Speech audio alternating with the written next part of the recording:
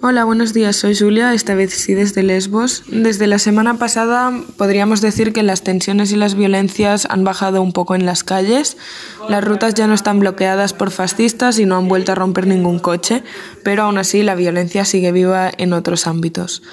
Los grupos de fascistas, ahora ya no solo locales sino también internacionales, acuden a la isla para darse soporte y se hacen pasar por reporteros, acosando, amenazando o persiguiendo por la calle y redes sociales a personas colaboradoras o a personas refugiadas. Hace una semana también el barco de rescate Mare Liberum recibió un ataque brutal en el momento en el que quería atracar al puerto. No pudieron atracar en ningún puerto de la isla hasta ayer, ya que el gobierno griego no les proporcionaba protección o seguridad ante los grupos de locales violentos. El sábado hubo una manifestación pacífica que ocupó la plaza central de la ciudad. Colectivos antifascistas, voluntarias, gente en solidaridad y un montón de personas locales se reunieron para demostrar que Lesbos es antifascista. En ese momento un grupo de youtubers de extrema derecha llegaron a la plaza filmando a la gente de forma provocativa y fueron protegidos por la policía, quienes les proporcionaron coches para irse cuando la gente de la plaza se levantó contra ellos.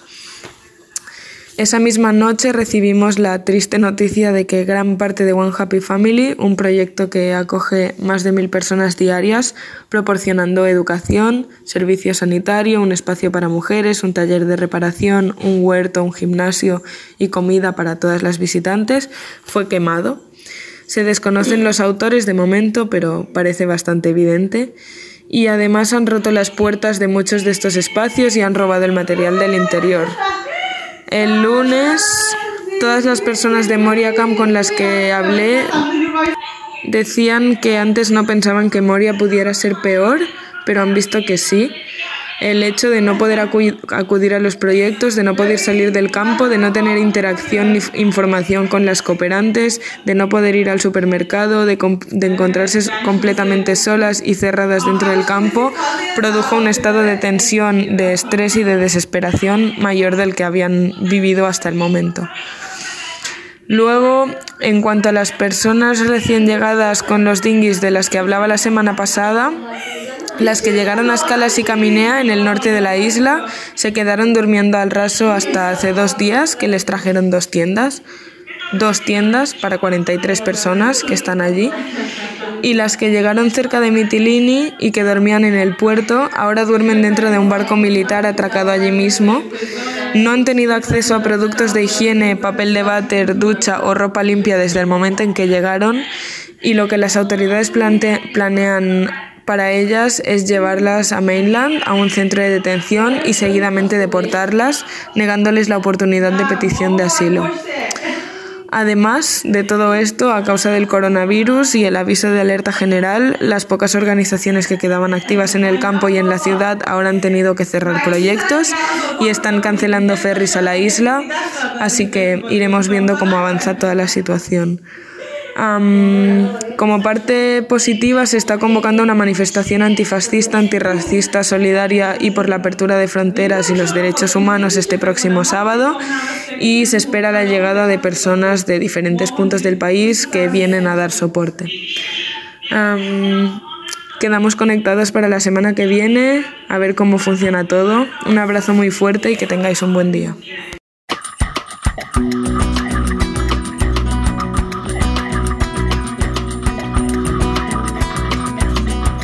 Hola, soy Raquel, voluntaria que está en Patra o que ha estado en Patra con la Nonen Kitchen.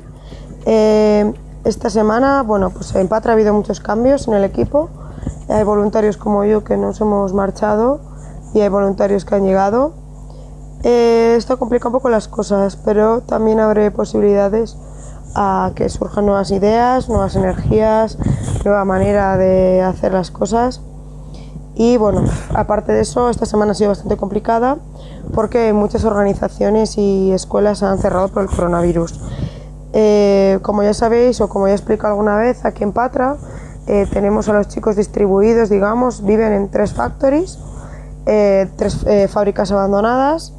Entonces, todos los días el Ayuntamiento de Patra, casi todos los días llega con un coche del Ayuntamiento y nos entrega como 80-90 porciones, bueno, a veces más, a veces menos, de escuelas, de música, de comida que les ha sobrado. Entonces, claro, con el tema del coronavirus, las escuelas están cerradas, con lo cual menos comida para los chicos. También hay centros con los que colaboramos, en los que, por ejemplo, tienen duchas gratis, que están cerrados. Kinesis, una organización con la que colaboramos bastante, también está cerrada, con lo cual no, es más difícil llegar a las personas. Esta semana hemos podido atenderles de una manera más simple, porque hay muchos medios a los que no podemos llegar por el tema de este bloqueo que está pasando por el coronavirus, lo que hace que los chicos ya son vulnerables, pues ahora un poquito más vulnerables, ¿no? Porque no reciben la ayuda que hemos estado dándoles todas estas semanas. Con respecto a la asistencia médica, también está aumentando, más o menos estamos tratando 20-30 personas al día por lo menos, debido a, a las heridas causadas por el famoso game, que es el saltar a los camiones para montarse en ferries a Italia, entendiendo que saltar a esos ferries es saltar 2 vallas, una de cristal y una de metal, ponerse debajo del camión, etcétera. Entonces eso supone un montón de accidentes, infecciones en las manos por el cristal de la valla, etcétera. Y también heridas y violencia por parte de la policía, pues contusiones, golpes en la cara, etcétera. También me recalcan que esta semana incluso ha habido chicos que han sido disparados con los llamados teaser, que son las pistolas paralizantes, que desde mi punto de vista, que yo soy enfermera, decir que es muy peligroso, no solo ya por la violencia que supone, sino también porque si por ejemplo tienes una arritmia al corazón y te pueden provocar incluso una parada cardiorrespiratoria, o sea, es algo grave.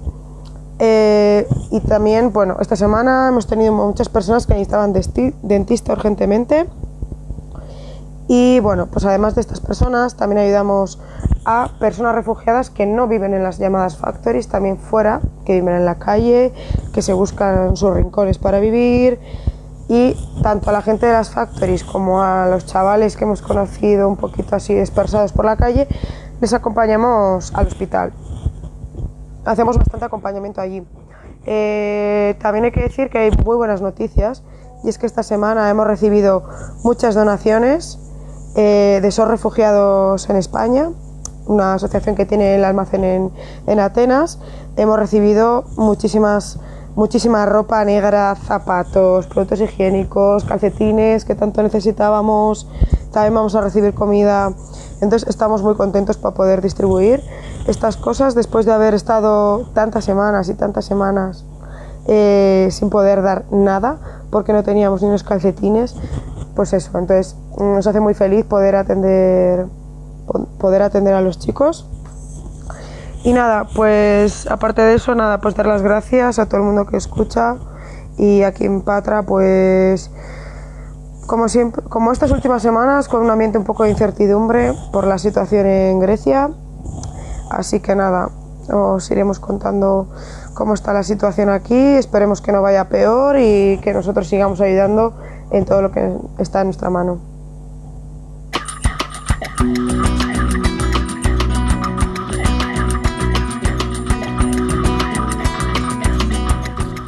Hola a todos y a todas, acá Alicia desde Velika Kladuša con el resumen semanal de noticias.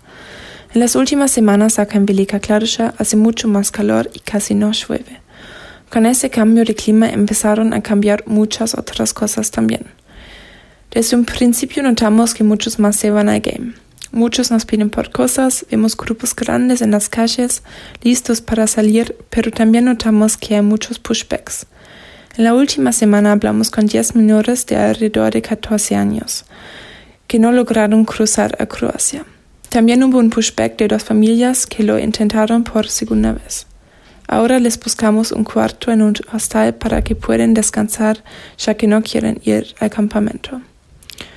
Los pushbacks también cambiaron en las últimas 2 semanas. Muchos nos contaron que la policía no les llevó a la estación de policía, como lo hacían antes.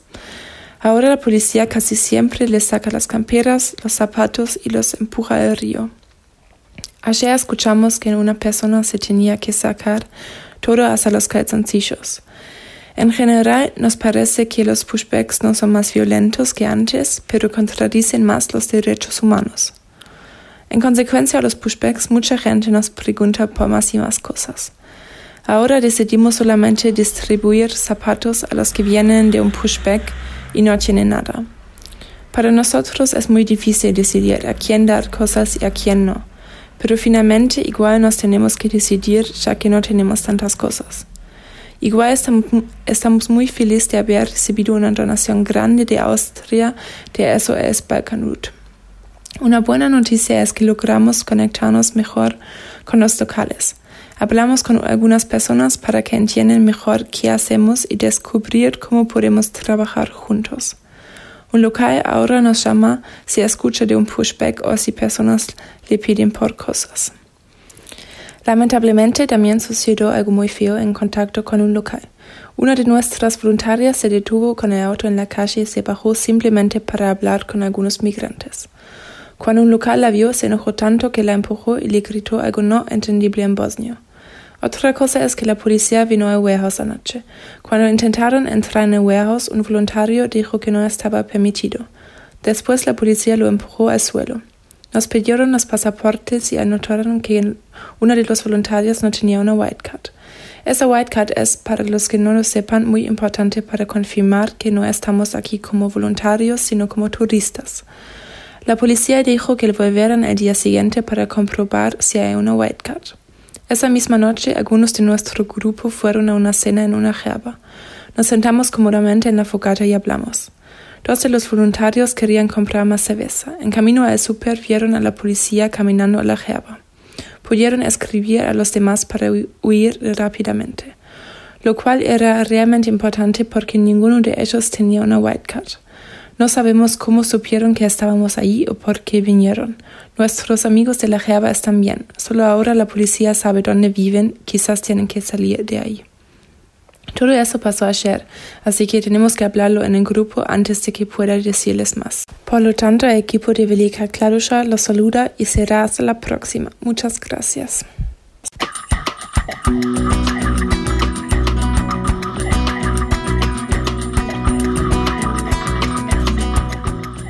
Hola a todos, soy Selene desde SID.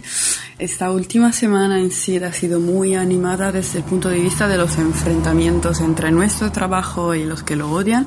Otras tiendas han sido quemadas y los chicos son cada día menos porque la cacería continua. La policía lleva a los chicos a los campamentos cada vez que son vistos. Y alrededor de SID están dos campamentos, Principova Camp y Adashevsky Camp. Los dos se encuentran a 10 kilómetros desde el centro de la ciudad. En el principal, Principova Camp, viven alrededor de 500 personas y en el segundo entre 1000 y 1500. En el campamento Adashevsky, un joven murió al empiezo de esta semana. Ese tipo de campamentos se construyen fuera de la sociedad para marginar a las personas y hacerlas sentir aisladas. Y ese campamento en particular se encuentra en medio de la autopista y este hombre caminaba por la autopista porque es la única calle que se puede coger para salir del campo y aparentemente fue atropellado y asesinado por un coche. Recientemente en ese campo, a pesar de lo que nos dijo un hombre, la gente ha sido privada del derecho a rezar también. Este campamento está súper poblado y aislado y se distribuyen 3 porciones de comida durante el día, pero como son muy pequeñas, la gente se muere de hambre todo el tiempo y también el dinero sigue siendo robado desde la policía. Durante esta semana también hemos escrito una letra el Centro de los Derechos Humanos en Belgrado para probar y también intentar pedir un control en estos campos para que... En esa semana, nuevas fuerzas especiales de policía llegaron a la ciudad para enfrentar lo que llaman la emergencia migratoria después de la apertura de la frontera turco-griega. Y antes de su llegada, las personas que viven en el campamento tenían permiso de salir por no más de 2 horas. Después de la llegada de la nueva policía, muchas cosas han cambiado. A pesar de la exageración de la violencia y de las intimidaciones, aunque tengan permiso de salir, a la policía no le importa y sigue recogiendo a la gente cada vez que intentan ir al pueblo, golpeándolos también algunas veces y, como ya he dicho, robándoles dinero. En la ciudad hay muchos chicos afganos que viven en el medio del campo en tiendas de campaña y la violencia violencia de la policía se está extendiendo cada vez más a ellos también. Por ejemplo, una tienda de un hombre que vive en esos lugares ha sido cortada con un cuchillo y otras 2 han sido quemadas otra vez con toda su ropa dentro. Y probablemente eso le ha pasado a otras personas también. Otra nueva práctica casi sistemática es esperar a los muchachos, a los chicos en la estación de trenes y de autobuses, entrando directamente en el tren para recogerlos y llevarlos al campamento directamente. En la noche del 5 de marzo, 12 chicos fueron capturados por la policía directamente del tren que venía de Belgrado a las 11 de la tarde. La policía obligó a los chicos a bajarse del tren. Un oficial también estaba revisando los otros carros del tren tratando de encontrar a alguien más. Después de eso, la policía alineó a todos los chicos contra la pared, comportándose de una manera muy grosera, gritando y amenazándolos con garrotes. Fue una semana difícil para los voluntarios también, porque durante los últimos días el odio de algunos locales se derramó contra ellos a través de escritos despectivos en la pared de nuestra casa, y también después de una distribución, por ejemplo, mientras regresaban a casa los voluntarios, un hombre intentó tirar piedras contra la camioneta, pero el clímax de violencia se alcanzó durante el día de 10 de marzo, cuando 4 voluntarios fueron atacados por 2 locales durante la distribución de la mañana, reclamando sus territorios. Uno de ellos se puso contra la camioneta y comenzó a destruirla con un mazo, poniendo también en riesgo la seguridad de los voluntarios presentes. Durante la noche del 11 de marzo, 5 voluntarios estaban haciendo su trabajo en la campaña y tuvieron un terrible encuentro con el grupo ultranacionalista serbo, conocido con el nombre de Chetniks, y con la policía también. Poco antes de llegar, algunas tiendas y mantas ya habían sido quemadas por un local serbio, y en el medio de la distribución empezamos a ver luces a lo lejos. Poco después, estas luces se convirtieron en un fuego y estaba claro que algo se estaba quemando, y al empezar todos pensábamos fuera la policía y entonces nada nuevo para los voluntarios, pero después estas luces empezaron a acercarse a nosotros y rápidamente nos dimos cuenta que no se trataba de policía porque venían del medio de los campos caminando. Era el grupo de los Chetniks que trabajan en connivencia con la policía y realizan un trabajo de control, vigilancia para ellos, intimándonos con su apariencia perturbadora y muy violenta. Fueron alrededor 6, vestidos como si fueran militares, con garrote también. Rodearon el coche para evitar que nos fuéramos y llamaron a la policía, que llegó después de 15-20 minutos. Nos retuvieron durante un par de horas sin dejarnos mover o hablar entre nosotros, revisando cada pequeño bolsillo con la esperanza de encontrar algo malo. Y al final, desafortunadamente, lo lograron porque arrestaron a una chica que tenía 20 miligramos de diazepam, un fármaco aparentemente ilegal aquí en Serbia, aunque tienes una receta médica. La retuvieron una noche en la comisaría y pagamos esa mañana una multa para liberarla. Por supuesto, la chica tiene que dejar el país.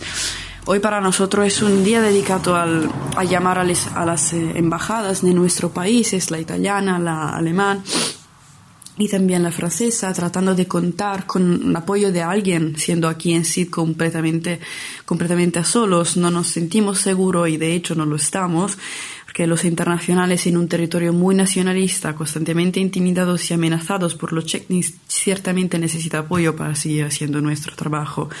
Lo que pasó anoche fue muy grave. Más allá de la sensación de medio que sentimos, recibimos una prohibición oficial de hacer nuestro trabajo en cualquier lugar de la ciudad, y otra prueba del poder que tiene la policía de echarnos del país con cualquier pretexto. Pues esperamos poder seguir haciendo nuestro trabajo y, por supuesto, seguir luchando. Un abrazo muy, muy fuerte desde Selene.